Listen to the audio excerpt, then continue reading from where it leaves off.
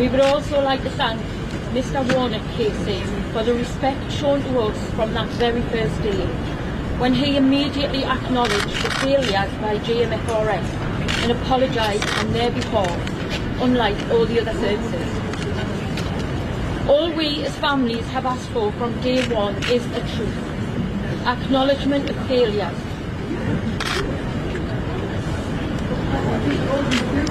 and a determination to make sure that those failures are fixed, so that next time, because there will be a next time, but hopefully next time there won't be as many families going through the utter heartbreak we have had to endure for the last 5 years, 9 months, 1 week and 1 day. We didn't get that acknowledgement from anyone other than GMFRS until the chairman's reports were published. Shame on you all. In this volume of the report, the Chair has recognised that there was a significant missed opportunity by MI5, which, had they taken action, could ultimately have changed the course of what happened that night. He also identified a lack of information sharing between the police and the security services. We hope lessons really will be learned this time. However, there were some heroes that night, and to name a few: Sergeant Cam Hare, Inspector Mike Smith, Chief Inspector Mark Dexter, and civilians Bethany Crook, Ronald Blake and Darren Costa. This is where the medals should have gone. We have sat through 8 weeks in the Old Bailey and over 2 years here at the inquiry. We have read countless statements, listened to hours of evidence, and we can only hope that one day the whole truth will come out, and others, including the fugitive brother and parents, face justice, because we will never believe they were in this alone.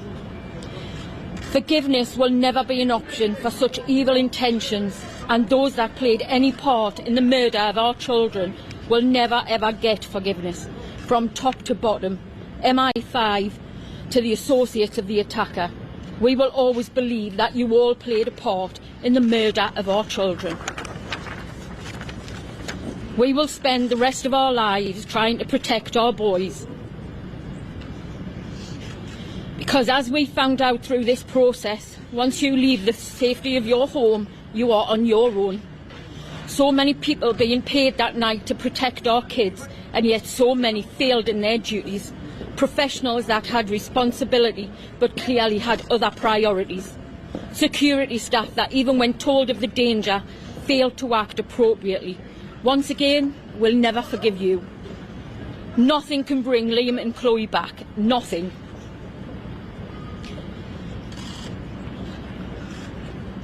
But we won't let them be forgotten.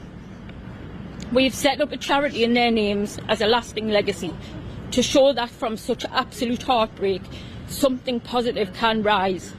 We will continue to campaign to be allowed to register the personal detail on their death certificates, and we won't rest until all those who played a role in their deaths are brought to justice.